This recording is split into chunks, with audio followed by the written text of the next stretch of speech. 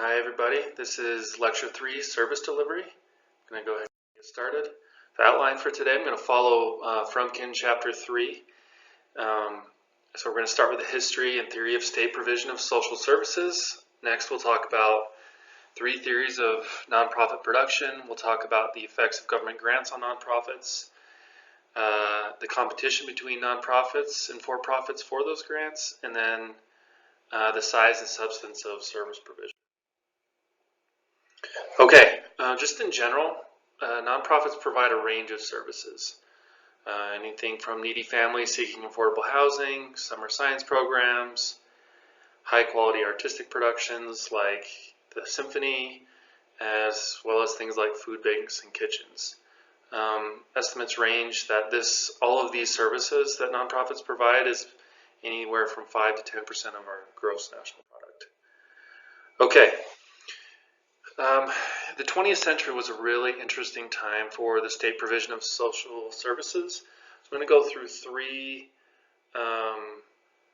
important topics that kind of got us to where we are today during the 20th century that kind of led to a lot of what we know of nonprofits and how they provide social services. So the first is Keynesian economics. So John Maynard Keynes was an economist, and during the Great Depression he authored a book called The General Theory of Employment, Interest, and Money. It's important that this happened during the Great Depression because it really guided his thinking. And his idea was that during a depression, government should borrow money to increase spending and stimulate the economy. Then when the economy is recovered, it pays back the debt. Now, this is something that we kind of take for granted now as far as economic policy. But prior to the Great Depression and Keynes, this wasn't really a thing. This guided our policy during the end of the Great Depression, World War II, and the post-war economic expansion that occurred after that. The economy was working really great during the 50s and 60s, and many people argue it was because of Keynesian economics. And in many ways, we still use this. I mean, this is the major argument for why we have the national debt we have, that we need to borrow in order to spend so that we can continue to stimulate the economy. Now, we can talk that maybe is more than we would talk about for terms of this class, but just know that the backdrop of government spending, it relies on this theory that if we can spend more, we can stimulate the economy. Now, how does that work? So a common example we would use is like building a road. So say there is no road between 2 cities. What the government can do is it can borrow money, and when we say borrow money, that means citizens or people from other countries, they can lend money in the form of bonds to the government, and the government can then use those bonds to spend. So to build a road, you need to spend money on workers, right? You need to pay the workers who are going to build the road. You need to buy the materials. You may need to buy the land from private people, right? So you need money. So what happens with that? How does that stimulate the economy? Well, if you have now a road to build, there are jobs that are provided to build that road, jobs that may not have existed prior. So now you have, let's say it takes 20 workers to build that road, you now have 20 workers in that economy, that local economy, who are now getting a paycheck. So then those workers, they go and spend money in the local economy, buying groceries, going to restaurants, and that is the theory of how it stimulates the economy. The secondary way that it could stimulate the economy is now that there's a road between the 2 cities, there's better infrastructure for movement between those 2 cities. So now it's easier for a business. If you're trying to sell something in that other city, you can get there faster and better and more safely. That's why a lot of the government spending at this time was on infrastructure. At the time during and after the Great Depression, when we were trying to get out of it, if we spend on infrastructure, we can stimulate the economy in both of these ways. So this is the basis for Keynesian economics. In the 1960s and 70s, this was coming right after the time of the big social movements. Right in the middle of the big social movements, you had big changes in how we dealt with different races in society, how we dealt with genders. And this is reflected in some of the policies that came down at the federal level. So the name for these policies we call the Gray Society in the 60s and 70s. And the whole idea here was, let's reduce poverty, let's help fix racial injustices. And with all these new government programs, we started to partner with nonprofit organizations to implement them. The reason we liked nonprofits is because it brought decision-making closer to the community, and instead of top-down solutions, we were funding grassroots organizations, and we liked that idea. If people who are being affected by these new policies and new programs are the ones running them, then they'll do a better job at implementing them. So if you combine the idea of Keynesian economics and the Gray Society, now you can see increased spending on government programs, this normative appeal at having nonprofits at the local level providing them. All of a sudden we have a lot of nonprofits getting money from the government to implement public programs.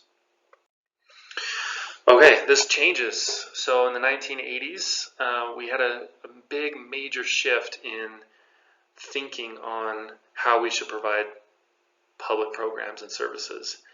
One of the words we use for this is neoliberalism. It's associated with a lot of people, the economists Hayek, Friedman, Buchanan, and then most commonly the political leaders Margaret Thatcher in the United Kingdom and Ronald Reagan here in the US. So the main idea behind neoliberalism is that it emphasizes the value of free market capitalism for solving problems. So the idea is that if you use a market, so why are markets useful? Well, what markets do is they help, we commonly hear the term supply equaling demand. If there's something that's out there that needs to happen and it's a business opportunity, supply will come fix it. Adam Smith coined the term the invisible hand. There's no government, there's no central authority determining what gets attention and what doesn't. The invisible hand does it. If there's an opportunity and someone is free to fill that opportunity, then they will, and that's what a market is. So the idea is we should allow that to happen as much as possible because it's more efficient, it's a lot cleaner than trying to have some authority try to organize all of this. So what does this lead to? It leads to a lot of privatization where instead of a government providing something, it contracts out to a private organization to provide that service. Government austerity, so reducing government spending, deregulation, free trade. These are all the types of things that stem from this ideology. And as you can see, this is a major shift away from Keynesian economics, right? So Keynesian economics is telling us, well, we need to spend to stimulate the economy. We need a big government spending. Well, neoliberalism says, no, we need to pull the government back. We need to let the market solve these problems.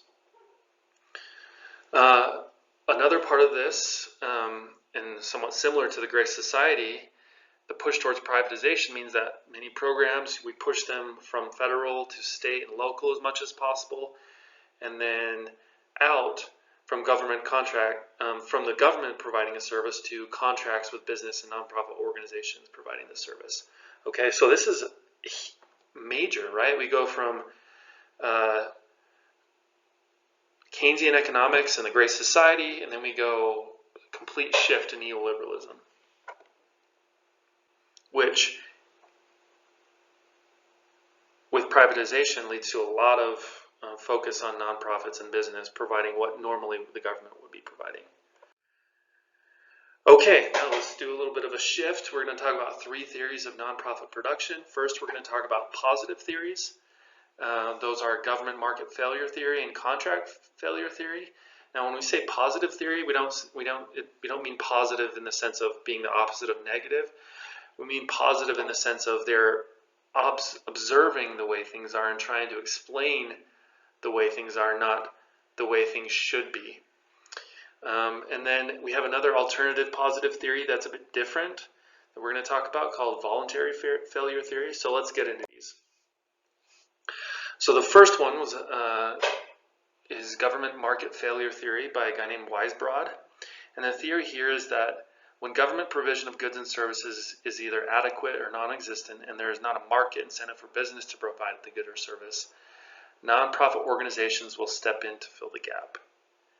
Okay, so whether it's because we have voted in certain types of representatives who, in reflecting the voters, they decide that they want a certain level of government provision, and maybe that means there are things in that place that are not provided, and it also means there's no market for that, then the nonprofit might step in and fill that gap.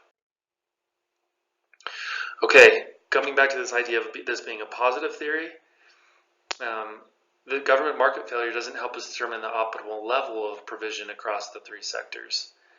It doesn't give us any normative perspective on whether, to what extent, the nonprofit sector should even be involved in the provision of goods and services in our society. So the first discussion is, some people might even argue that we shouldn't even have a nonprofit sector that fills any gap. Instead, we should just use the political process to determine how much of these public goods and services the government should provide.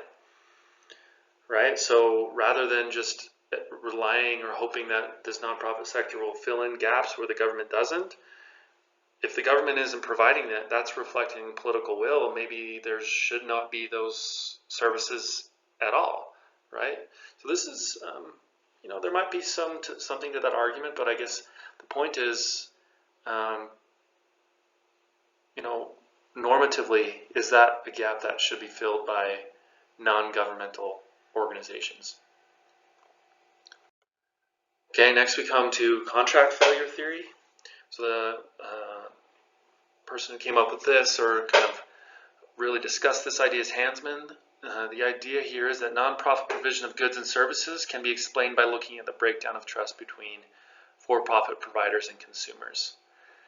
So consumers seek out nonprofits rather than for-profits in three different situations that are not mutually exclusive. These can all occur in any given situation. So first, when they cannot control and police services using ordinary contractual devices. Second, when trust and information are scarce. And third, when assessing the value of services they receive for their money is difficult. So we talked earlier about the non-distribution constraint, and this is really important because a nonprofit not having the ability to provide its stakeholders any of the excess profits of the organization, there's a level of trust and assurance that the consumers feel. So when there's no trust between the provider and the consumer, they might appreciate the fact that they're not getting a profit, or that the profit's not going to go to anyone in that organization. It's going to stay in the organization. So a great example here with contract failure theory might be higher education organizations. And if you think back about the three parts, that might explain why higher education organizations are nonprofit.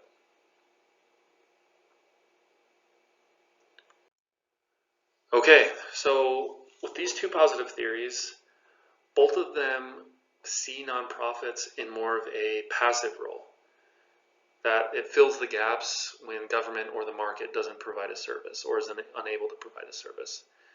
And so it doesn't really view nonprofits and the voluntary sector as an active engine of change and innovation.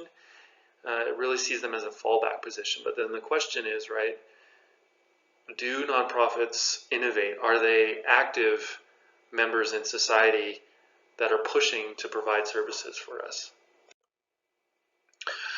So that's where Salomon's voluntary failure theory comes in, and why it's a bit different. So Salomon argues the nonprofit voluntary sector are not secondary and derivative of the other sectors, but they can be the primary response mechanism to public demand for some services.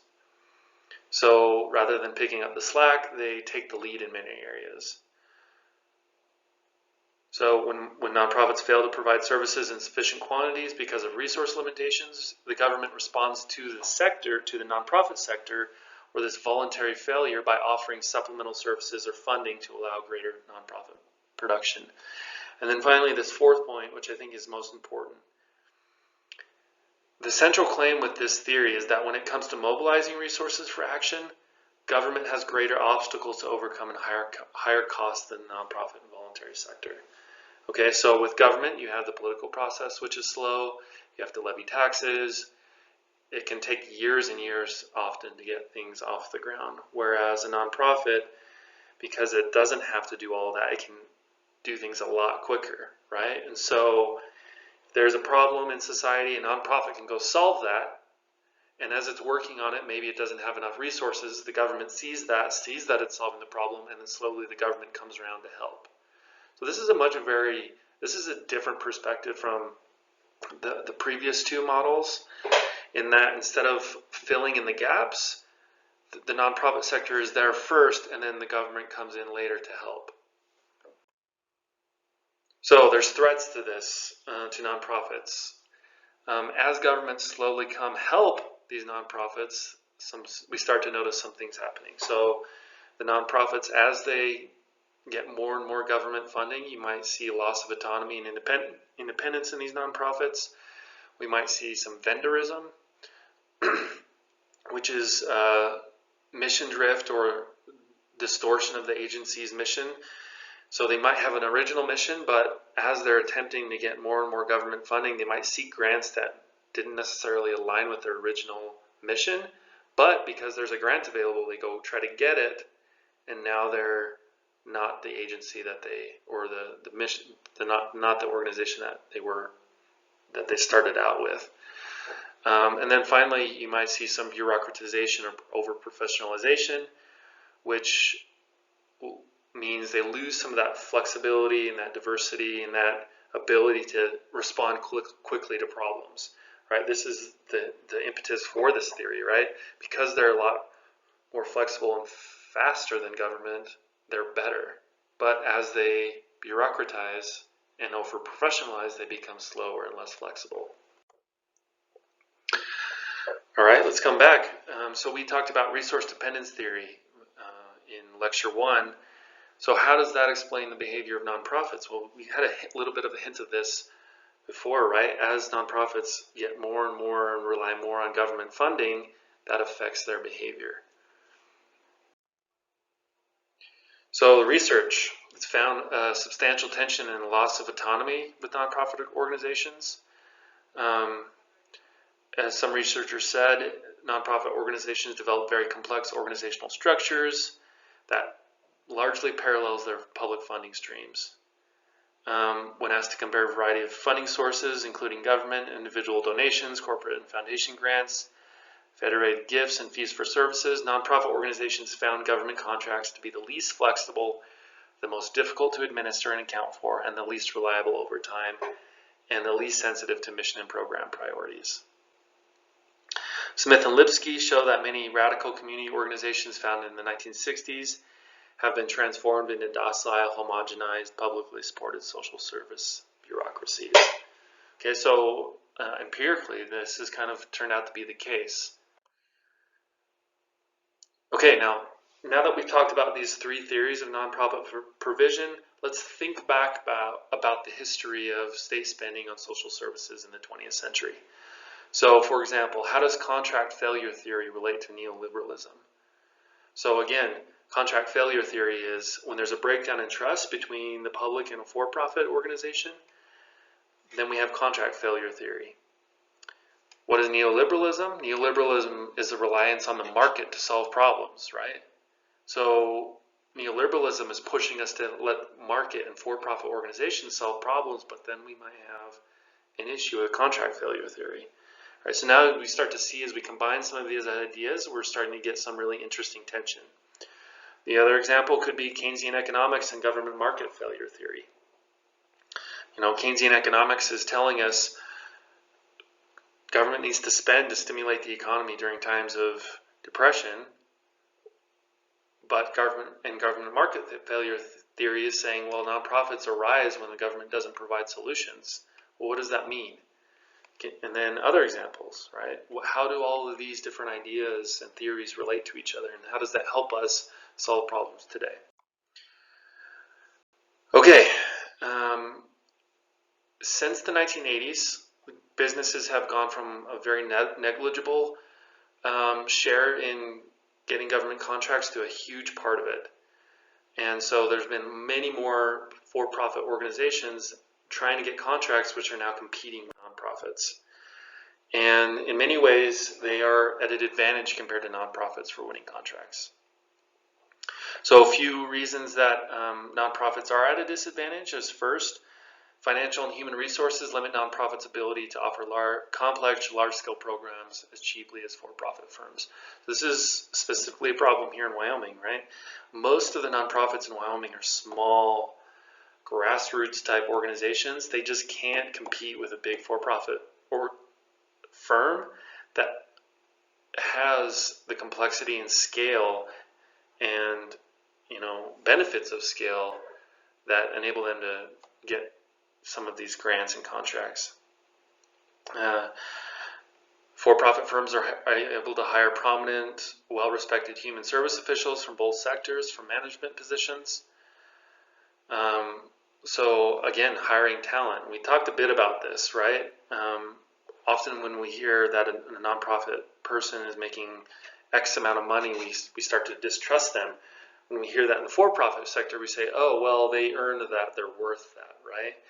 And so you get people who may be able to get that on the market. They're going to go to the place where they get paid what they're worth, which is often in for-profit firms.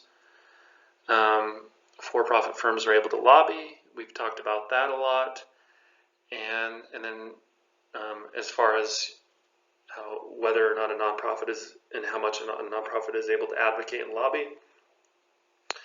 And then finally, the financial incentive, the for-profit incentive may be appealing in some contracts and not in others. We're going to talk a bit about more about that in a second. So let's come back to contract failure theory. The financial incentive for profit organizations is problematic in many cases because it incentivizes bad behavior. So examples, social service contracts that provide payments for each closed case leads to premature case closures or skimming, picking only the cases that might be successful. So the idea here is if you have a social service provider, it's a for-profit that has a contract with the government to provide that service, and they get a payment for every time they close a case. Well, the incentive is to close the case, maybe not to do an actual good job on the case, right? So maybe they're closing cases that shouldn't be closed. Or they're only picking cases that they are pretty confident are going to be fixed. Well, what's the problem there? The lowest in society, the cases that maybe need the most help, they're not going to choose because they may not be successful. Right? So then you have this conflict of interest between the for-profit model and some social services. Another good example is prison contracts that provide payments for each prisoner, right? So if you're getting more money for the more prisoners you have, that means you're going to want to get more prisoners. And this is a huge issue we have, right? The United States has more people in prison than any other country as a percentage of our total population. So clearly, the for-profit model doesn't work with prisoners. But, there are cases where the profit incentive is good. So, maybe something that doesn't deal with humans as much, maybe something like garbage collection, right? With garbage collection, you just want to get that organization that can do it as cheaply, efficiently, and as good as possible. And so if you get a for-profit, they're bidding for the contract, and they say, hey, we can do it for X amount, and that's less. Well, as long as they're fulfilling the contract, that may be a good thing. So the for-profit incentive isn't always good, and it isn't always bad. And so we have to kind of take it on a case-by-case. Well, what is the nature of the service that they're providing? And does the for-profit incentive kind of match the nature of what they're providing for us? The scale of service provision, this is kind of interesting. So when we go back to the normative question of how big should the nonprofit sector be, well, we can kind of also go back and look, well, how big has it been historically? So in the 1960s, when we had the Great Society programs, and there was a lot of spending on anti-poverty, we notice private giving as a percent of income sank dramatically. In the 1980s, with neoliberalism starting, when the public perception was that the rate of growth of federal social spending was slowing, there was a boom in private giving. So we have these examples where when the government spending was dropping, we started to see people giving more, which you might expect, right? They see, oh, well, the government stopped providing that service. Well, we should give more to help fill the gap, right? So maybe now we're back at government failure theory. But then, Alan Reynolds in the 1990s, he found that private philanthropy supported levels of nonprofit activity that rivaled those in the government's efforts, right? So the government was providing a lot, nonprofits were providing a lot. So it's maybe not as clear. There's some evidence that, we see this direct correlation, and then other times when we may not. And maybe some of the issue might be with the types of giving. So there are certain things the government provides, and then, as we know, there are certain things you have to do to be able to be a 501c3 nonprofit, and there's the specific categories, right? Well, those categories don't necessarily line up with everything the government does. So if we reduce some of the things the government does, those may not be able to be provided by 501c3s. So then we have this sort of, it's not a perfect substitute one for one when we talk about reducing the size of government and nonprofits filling the gap. So this might kind of be why we may not see this perfect one-to-one all the time in nonprofits getting bigger when the government shrinks, or in the other case, when the government gets bigger, nonprofits shrinking. And this is actually going to be a lot of what we're going to talk about in class, right? Is what is the role that nonprofits and voluntary organizations should play in democracies? Should we be giving this tax exemption to all the different types of organizations we give it to? So I know Frumkin talks about this a bit in this chapter, but I wanted to save this for later in the class because we're going to have a lot of discussions about this, especially with the next book we're going to read. So that's all for today. Thanks, everybody.